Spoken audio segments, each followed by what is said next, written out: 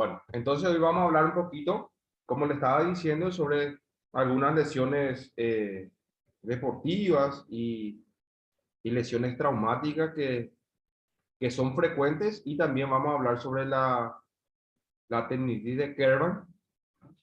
Entonces, como la definición de lesiones o de cualquier tipo de lesión es la alteración o daño producido en la estructura o función de un tejido u órgano. Estructura se refiere a la estructura en sí, por ejemplo, la estructura de los ligamentos, que está formado por fibra de colágeno, fibras elásticas, que haya sufrido una ruptura parcial o una ruptura total de ese ligamento. Lo mismo ocurre con el tendón, lo mismo ocurre con los músculos, ¿sí? En donde los músculos están formados por fibras musculares, en donde estas fibras musculares también pueden sufrir algún tipo de lesión que se llaman desgarros, ¿verdad? Que son los desgarros parciales, los desgarros totales.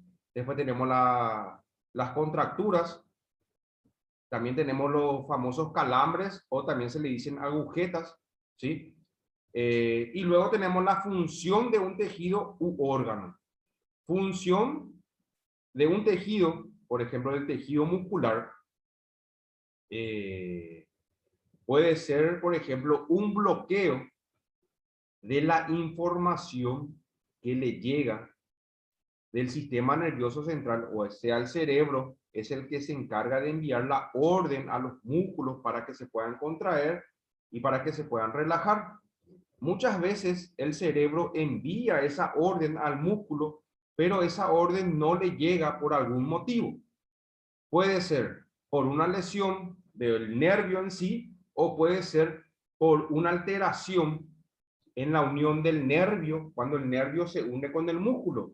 Esa unión se llama unión neuromuscular. Y muchas veces esa unión neuromuscular se ve alterada eh, por, por una alteración en la liberación de un receptor que se llama acetilcolina.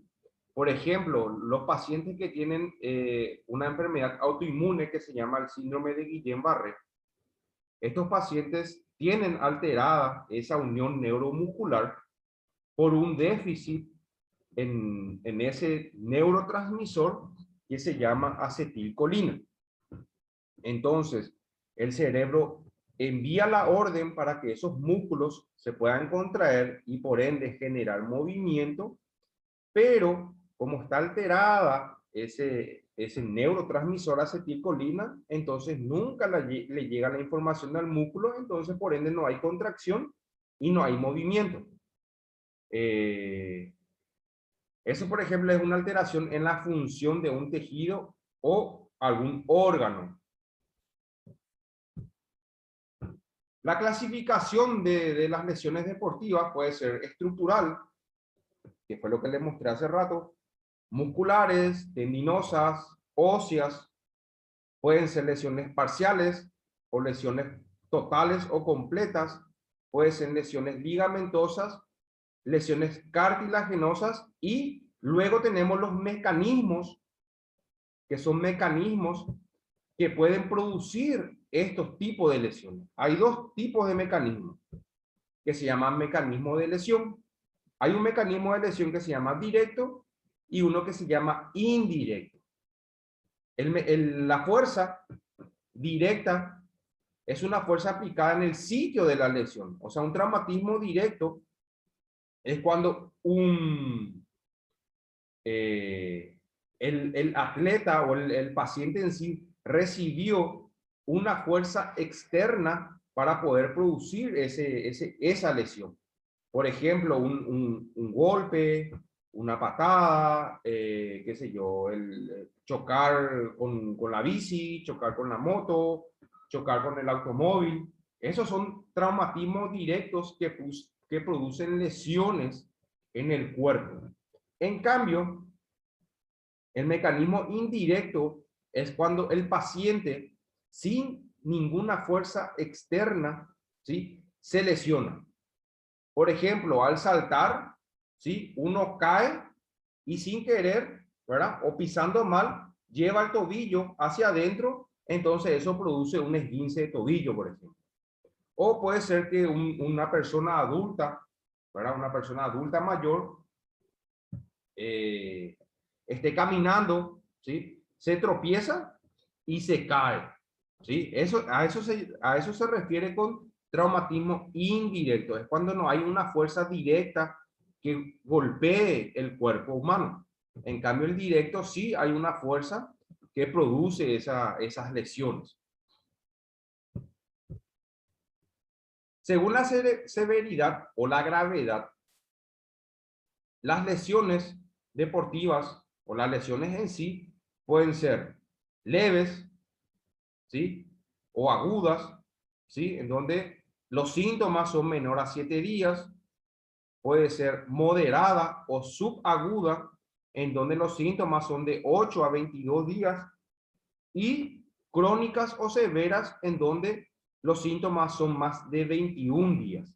¿Síntomas a qué se refieren? Al dolor, a la inflamación, por ejemplo, ¿sí? Esos son síntomas que van muy de la mano con algún tipo de lesión que puede sufrir la persona. Eh, esta, esta clasificación de lesiones deportivas es muy distinta, ¿sí?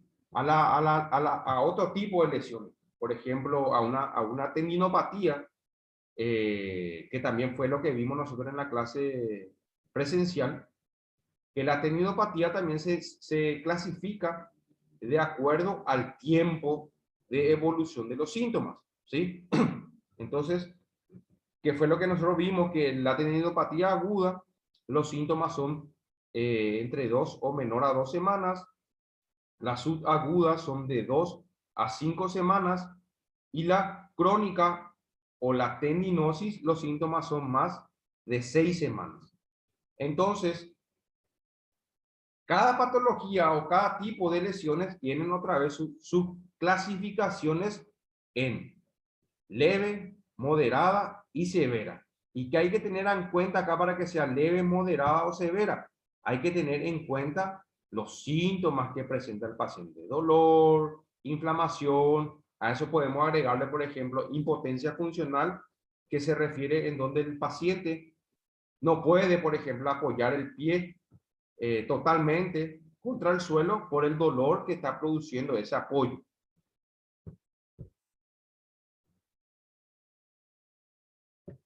Tipo de lesiones. Lesiones agudas se definen como aquellas caracterizadas por un inicio repentino como resultado de un hecho traumático, ¿sí? Un traumatismo directo o un traumatismo indirecto. Las lesiones agudas se asocian normalmente con hechos significativamente traumáticos, seguidos inmediatamente por un conjunto de signos y síntomas, tales como dolor, inflamación y pérdida de la capacidad funcional, o también se le llama impotencia funcional. Entonces, las lesiones agudas se caracterizan por ser traumáticos, ya sea directo o indirecto. Los síntomas de una lesión aguda es dolor severo repentino, o sea, el dolor se instala de forma brusca, ¿sí? Hinchazón o inflamación, no poder apoyarse en una pierna, rodilla, tobillo, pie, que se llama impotencia funcional, un brazo, codo, muñeca, mano o dedo que está muy adolorido. Por ejemplo, en los dedos de la mano, por ejemplo, aquellas personas que juegan vóley, básquet, ¿sí? Muchas veces se suelen doblar el dedo y eso genera un esguince en las articulaciones de los dedos y eso produce una sintomatología aguda, dificultades en el movimiento normal de una articulación.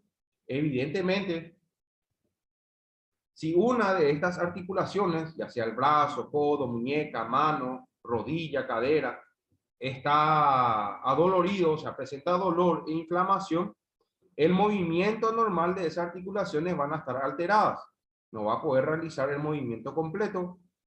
Extrema debilidad en una pierna o en un brazo, porque el paciente va a perder fuerza muscular por esa sintomatología que está padeciendo, o un hueso o una articulación que están visiblemente fuera de su sitio. A esto nosotros le llamamos luxación.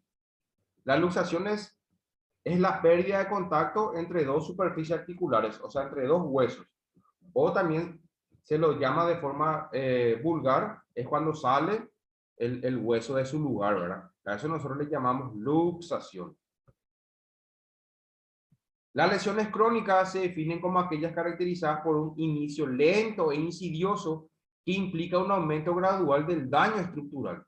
O sea, las lesiones crónicas generalmente se producen o no se producen por un traumatismo repentino, en donde los síntomas van aumentando de menor a mayor. Por ejemplo, el dolor, la inflamación van aumentando paulatinamente, y eso va produciendo, ¿sí?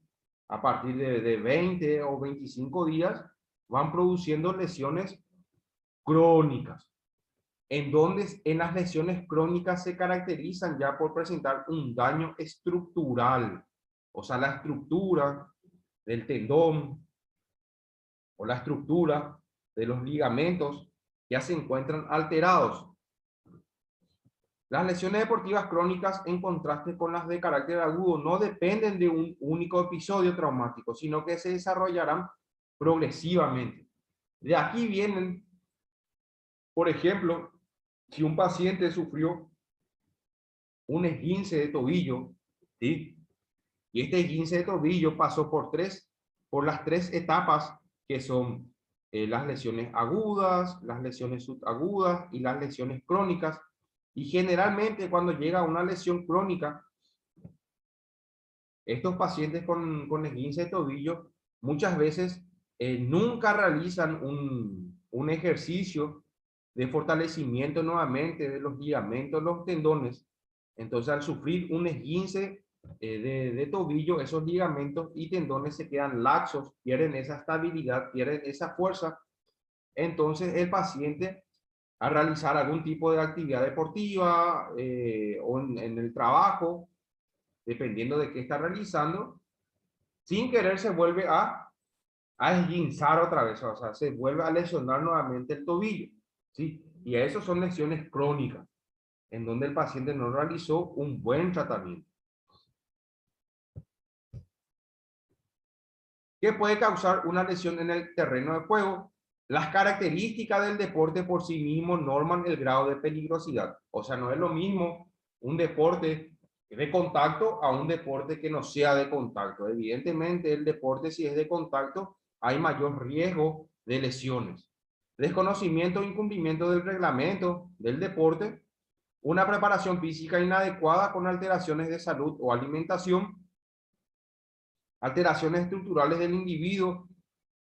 Alteraciones estructurales del individuo, por ejemplo, puede ser cuando el paciente está con una atrofia muscular, con una debilidad muscular, o no está bien alimentado, ¿sí? En donde tiene un déficit en oligoelementos, por ejemplo, calcio, fósforo, magnesio, potasio, que son muy importantes para la contracción muscular. Desigualdad física entre jugadores en los deportes de contacto. Evidentemente no es lo mismo chocar con un atleta de mayor porte físico que con uno de menor porte físico. Evidentemente el que tiene mayor porte físico va a salir ganando por el golpe, por el traumatismo que va a producir ese deporte. Por ejemplo, un deporte de contacto podemos citar el rugby, por ejemplo. No es lo mismo, qué sé yo, en el scrum, cuando es el de la falta, cuando se saca la falta en el rugby, no es lo mismo hacer ese scrum con jugadores grandes que con jugadores chicos. O es lo mismo también en el tacleo, ¿verdad? Cuando uno quiere o intenta quitar el balón. Uso de equipo de protección o calzado inadecuado, ¿sí? Uso de equipo de protección. Por ejemplo, en los deportes de contacto, en el rugby, los jugadores de rugby usan protectores genitales, usan protectores bucales, ¿sí? Calzado inadecuado, por ejemplo, puede ser en aquellos corredores que hacen maratón, que corren largas distancias. Evidentemente, si su calzado es inadecuado, eso a la larga puede producir una patología que se llama fascitis plantar, que es la inflamación de la fascia de la planta del pie, o también pueden producir fracturas que se llaman fracturas por estrés. Es cuando fractura por estrés del quinto metatarsiano, del quinto huesito del metatarso del pie. Eso se va estresando cuando hay mucho impacto, ¿sí? Se va estresando y llega un momento dado donde se fractura. Eso se llama fractura del corredor. O también hay una patología también que se llama pezón del corredor, que es cuando la camisilla y aquellos deportistas no usan un protector a nivel de la aureola mamaria. Entonces al correr, como la camisilla se encuentra mojada y eso rosa, al correr sube y baja la camisilla, entonces eso rosa el pezón del deportista y eso produce una inflamación de la aureola mamaria. Eso se llama pezón del corredor. Malas condiciones de la cancha, del terreno o de las instalaciones donde se realizan actividades deportivas. Evidentemente, si la cancha es irregular o si uno realiza un trote o corre larga distancia siempre en un terreno duro, por ejemplo el pavimento, en el asfalto, sí, evidentemente va a ser más preponderante a sufrir algún tipo de lesión deportiva ahí a nivel del pie, rodilla o cadera.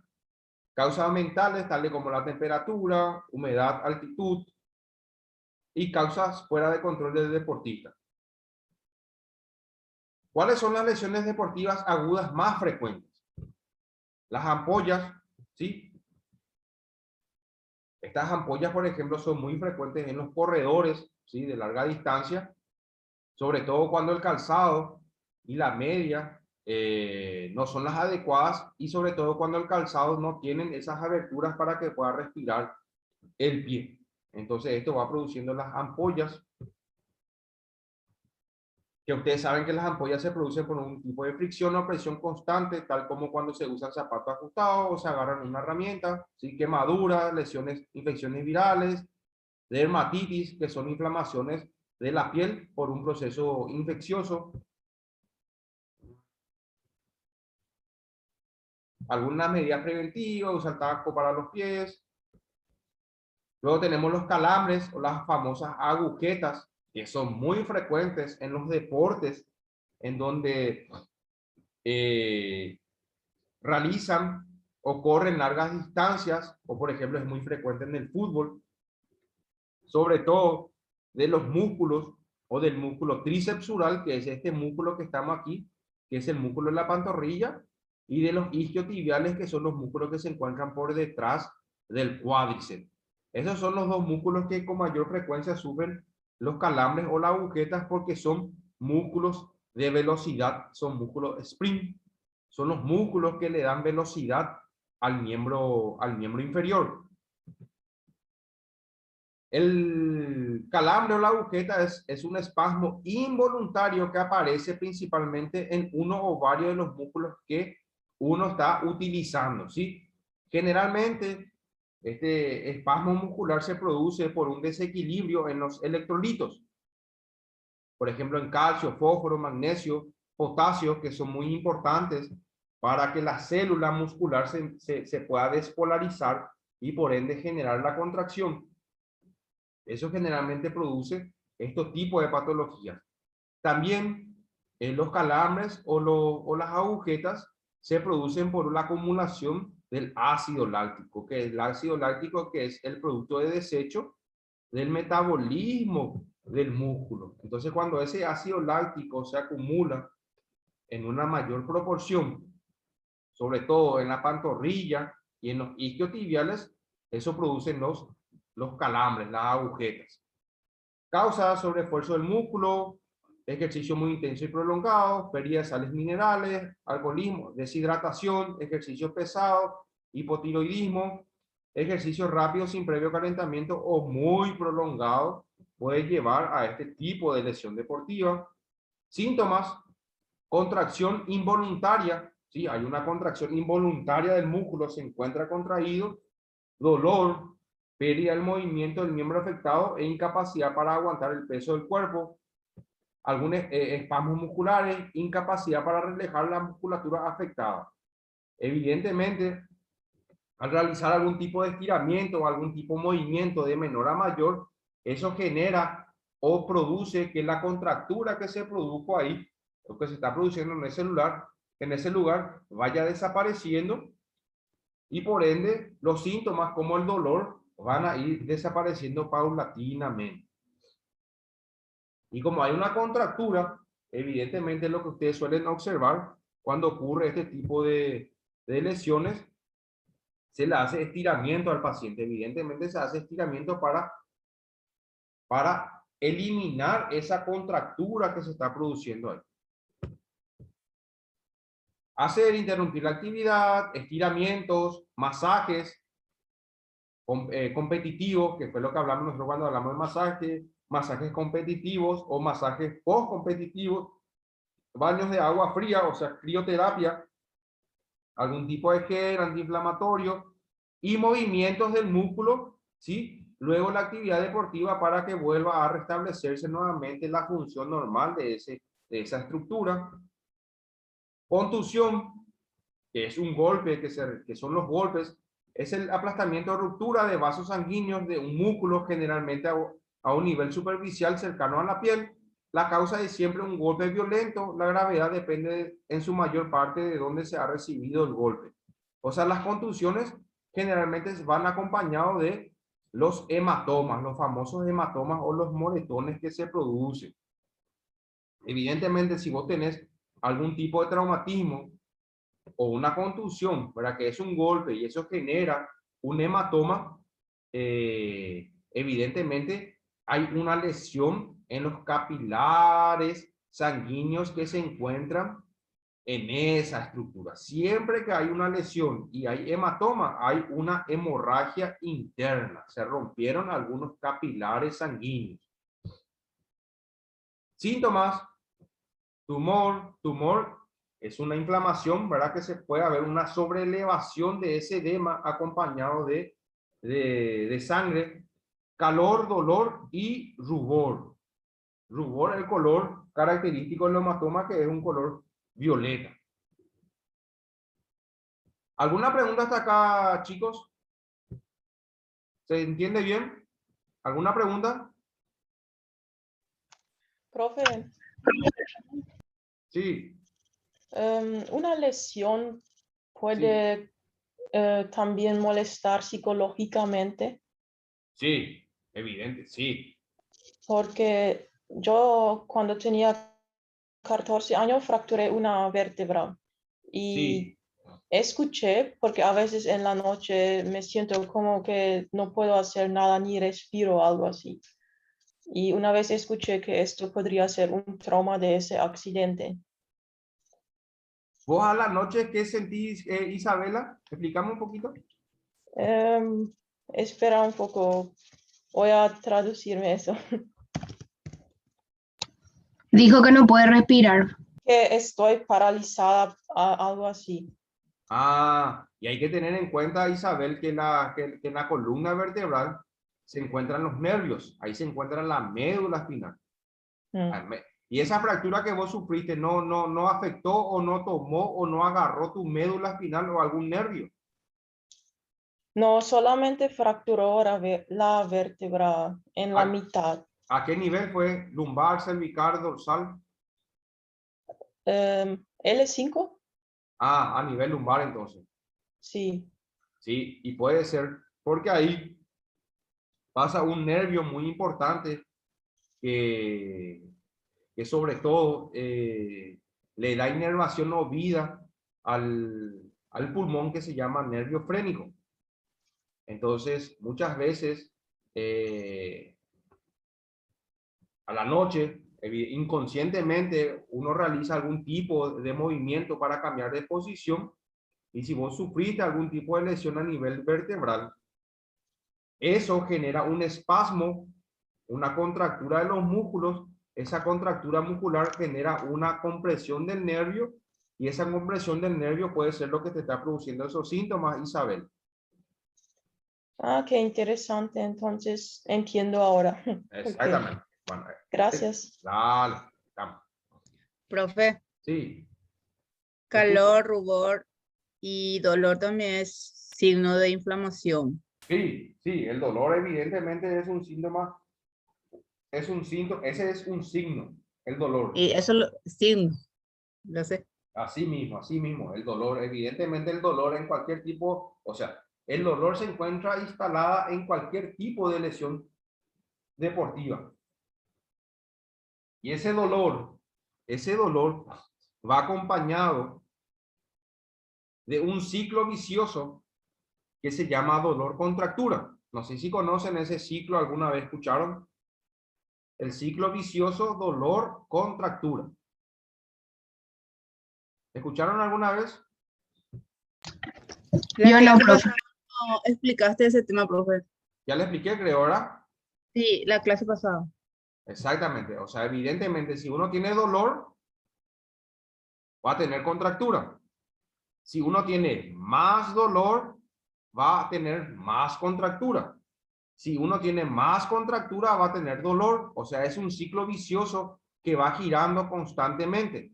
Entonces, para nosotros poder eliminar tanto el dolor o la contractura, hay que eliminar uno de los dos. Tratamos el dolor o tratamos la contractura. Y una vez que uno de ellos nosotros eliminemos, entonces esos síntomas van a desaparecer. ¿Está ahí? ¿Sí? Luego tenemos el tratamiento para cualquier tipo de lesión, sobre todo lesiones agudas o lesiones traumáticas o lesiones deportivas, que es el RICE, que es reposo, inmovilización, compresión y elevación. Reposo, inmovilización, compresión y elevación. Evidentemente, en este caso, por ejemplo, si tuvimos algún tipo de esguince de tobillo, si se inflamó ese tobillo, nunca hay que poner, que fue lo que yo le dije, creo que en las clases pasadas, nunca en un traumatismo agudo, nunca hay que poner calor. ¿Por qué? Porque cuando uno sufre una lesión aguda, lo que se produce en esa zona es una vasodilatación, que es el aumento de las arterias. El aumento de esa arteria produce la inflamación de esa zona. Si vos le aplicas calor, el calor también produce vasodilatación. Evidentemente la arteria va a aumentar más de tamaño y eso va a causar una mayor inflamación. Siempre hay que poner hielo, ¿sí? Entonces, reposo, inmovilización, inmovilizamos con algún tipo de vendaje, compresión, realizamos con el vendaje porque esa compresión de esa zona va a hacer que la arteria disminuya tamaño y elevación. O sea, debemos elevar, por ejemplo, en el miembro inferior unos 45 grados, ¿sí? Para que eso favorezca el retorno venoso, o sea, para que la sangre pueda volver, para ayudarle por acción de la gravedad, que pueda volver esa sangre y se puedan absorber ese producto de desecho. O sea, no es lo mismo hacer el reposo, la inmovilización, la compresión. Vos le pones hielo, pero el pie está por debajo de tu cuerpo. Eso no va a ayudar. Vos tenés que colocar el pie por encima de tu cuerpo. Colocar con una almohada o sobre un taburete, ¿sí? Y ahí sí realizar ese tratamiento. Las contracturas, que es una hipertonía. Hipertonía se refiere que es un aumento del tono del músculo, ¿sí? De un fascículo o un grupo de fibras musculares, la aparición repentina tras un esfuerzo, notándose una tensión o abultamiento localizado doloroso. O sea, los abultamientos localizados dolorosos son los puntos gatillos o los puntos dolorosos que se producen en las contracturas, que son como esos nudos, donde vos si tenés buen tacto, ¿sí? Y palpás vos la zona, vas a sentir como un abultamiento, como una pelotita. Entonces, esos son los abultamientos dolorosos, ¿sí? Pero para eso hay que tener buen tacto y hay que palparle al paciente. Porque no es lo mismo si el paciente tiene, por ejemplo es la fibra superior del trapecio, muy frecuente las contracturas musculares por algún movimiento brusco, por una tensión nerviosa, por algún estrés, ¿sí? Entonces, no es lo mismo tener un nódulo o una contractura a este nivel que a este nivel, por ejemplo. En donde muchas veces, si nosotros no palpamos o no limitamos bien en dónde se encuentra esa contractura, nuestro tratamiento no va a ser eficiente. Hay que palparla al paciente y saber en dónde se encuentra el punto o ese abultamiento localizado, es ese punto gatillo. Y ese punto gatillo únicamente podemos saber mediante la palpación. Las causas de actividad inapropiada e intensidad en función, movimientos bruscos, pérdida de elasticidad del músculo, no realizar un buen calentamiento, no realizar actividades de flexibilidad o mala alimentación, ¿sí? Las contracturas musculares muy frecuentes a nivel cervical, aquí, a nivel del cuello, ¿sí? Y a nivel dorsal, que fue lo que le expliqué en la clase práctica que vimos la vez pasada, acá. En esta zona se suelen generar muchas contracturas entre las escápulas. Otra cosita antes de continuar. Hay algunas grabaciones que yo estaba mirando que dimos en la clase práctica que nos enviaron todas las grabaciones.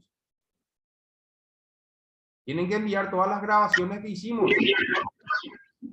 Sí, profe, yo no podía enviar porque era muy largo y por parte me enviaba. Voy a intentar otra vez ahora de la nota. Intenten enviar eso para que los compañeros también puedan ver, por favor. Bueno, dale, profe. Yo sé que WhatsApp te da hasta ciertos minutos nomás para enviar las grabaciones, pero hay programas, ¿sí? Que se puede descargar de Play History en donde vos puedes cortar el video. O sea, puedes cortar hasta la mitad, enviar eso y cortar la otra mitad y enviar lo que falta, ¿entienden? Porque la vez pasada me estaba fijando y estaba mirando que no estaban completas todas las clases que dimos nosotros el sábado pasado. ¿Está? Sí, profe, está bien. Bueno, chicos, nos vamos a conectar dentro de 5 a 8 minutitos porque ya falta menos